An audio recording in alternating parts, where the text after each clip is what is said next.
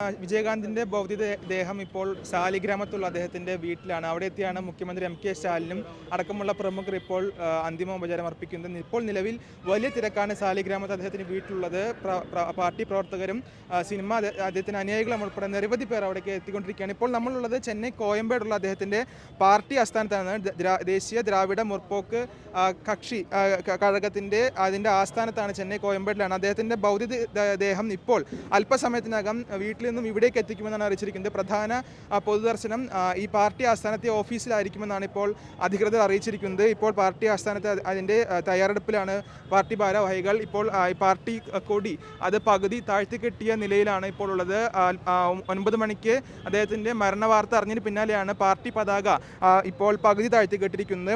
ഇപ്പോൾ പാർട്ടി ആസ്ഥാനത്ത് അദ്ദേഹത്തിൻ്റെ ചിത്രം ഉൾപ്പെടെ വെച്ചിട്ടുണ്ട്. ആരാധകർക്ക് ഇപ്പോൾ അകത്തേക്ക് കയറ്റിവിടുന്നില്ല. ഭൗതികദേഹം അകത്തെത്തിയ ശേഷം മാത്രമായിരിക്കും ആരാധകരെയും പാർട്ടി പ്രവർത്തകരെയും ഉള്ളിലേക്ക് പ്രവേശിക്കുക. എന്തായാലും വലിയ തീരനഷ്ടം തന്നെയാണ് തമിഴ് രാഷ്ട്രീയത്തിൽ സംബന്ധിച്ചിടത്തോളം വിജയകാന്തിൻ്റെ വിയോഗം എന്ന് പറയുന്നത്. അദ്ദേഹത്തിൻ്റെ 150ഓളം സിനിമകൾ അഭിനയിച്ച തമിഴ് രാഷ്ട്രീയത്തിലും തമിഴ് സിനിമയിലും അദ്ദേഹത്തിൻ്റെ വ്യക്തിമുദ്ര പതിപ്പിച്ച ജനകീയനായ ഒരു നേതാവിന് തന്നെയാണ് ഇപ്പോൾ നഷ്ടപ്പെട്ടിരിക്കുന്നത്. എടുത്തു പറയേണ്ട അദ്ദേഹത്തിൻ്റെ സിനിമകളിലൂടെ നമുക്ക് സഞ്ചരിച്ചു കഴിഞ്ഞാൽ തനി ഗ്രാമീണ മേഖലയിലൂടെയുള്ള സിനിമകളായിരുന്നു അദ്ദേഹത്തിൻ്റെ. ഏതോ പാട്ടെടുത്താലും അല്ലെങ്കിൽ ഏത് രംഗങ്ങളെടുത്താലും ഒരു ഗ്രാമീണ പശ്ചാത്തലം അദ്ദേഹത്തിൻ്റെ സിനിമകളിൽ ഒട്ടേ നമുക്ക് കാണാൻ സാധിക്കും. നഗരത്തിൽ നിന്ന് വിട്ടുനിന്ന് സാധാരണക്കാർക്കൊപ്പം ആയിരുന്നു അദ്ദേഹത്തിൻ്റെ സിനിമകളെല്ലാം. സാധാരണക്കാരുടെ വിഷയങ്ങൾ ഉന്നയിച്ചായിരുന്നു അദ്ദേഹത്തിൻ്റെ സിനിമകൾ എല്ലാം തന്നെ. അതുകൊണ്ട് തന്നെയാണ് ജനകീയ നായക പദവി അദ്ദേഹത്തിന് ലഭിച്ചത്. എന്തായാലും വലിയ രീതിയിലുള്ളൊരു തിരക്ക് ഇപ്പോൾ ഈ പാർട്ടി ആസ്ഥാനത്ത് ഉണ്ടാകുന്നുണ്ട്.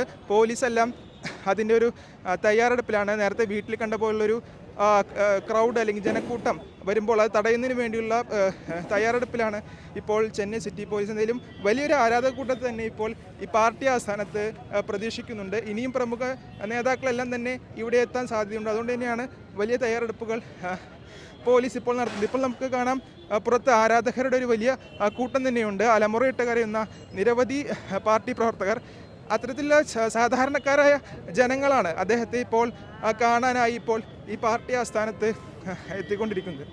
എന്തെല്ലാം ദൃശ്യങ്ങളിലേക്ക് നമുക്ക് പോകാം. സാധാരണക്കാരനായ ഒരു പാർട്ടി പ്രവർത്തകനാണ്. നേരത്തെയും അദ്ദേഹം കരയുന്നുണ്ടായിരുന്നു. അത്രയും ജനങ്ങൾക്ക് ഏറ്റവും ഇഷ്ടപ്പെട്ട അത്രയും സാധാരണക്കാരനായ ഒരു നേതാവിനെയാണ് അവർക്ക് നഷ്ടപ്പെട്ടിരിക്കുന്നതിൽ. അദ്ദേഹത്തിൻ്റെ ഭൗതിക ശരീരം അല്പസമയത്തിന് തന്നെ ചെന്നൈ കോയമ്പേടുള്ള DMDKയുടെ പാർട്ടി ആസ്ഥാനത്തേക്ക് എത്തിക്കുമെന്ന് അറിയിച്ചിട്ടുണ്ട്. എന്തായാലും കോവിഡ് ബാധിച്ചാണ് അദ്ദേഹത്തിൻ്റെ മരണം സ്ഥിരീകരിച്ചിരിക്കുന്നത്.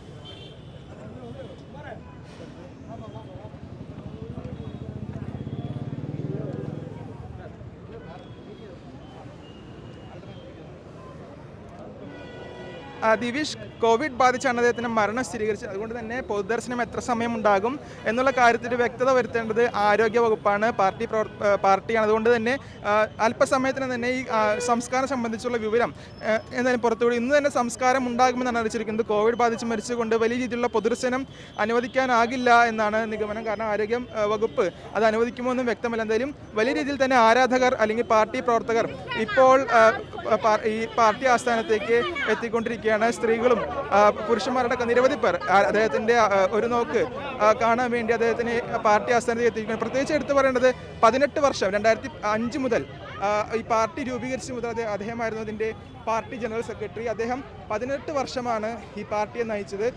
കഴിഞ്ഞ മാസമാണ് അദ്ദേഹം പാർട്ടി ജനറൽ സെക്രട്ടറി പദം ഈ അനാരോഗ്യത്തെ തുടർന്ന് ഒഴിഞ്ഞ് പാർട്ടി സ്ഥാപക നേതാവ്, അധ്യക്ഷ നേതാവ് എന്ന നിലയിലേക്ക് മാറിയത്. ഇപ്പോൾ അദ്ദേഹത്തിൻ്റെ ഭാര്യ പ്രേമലതയാണ് പാർട്ടി ജനറൽ സെക്രട്ടറി. അതുകൊണ്ട്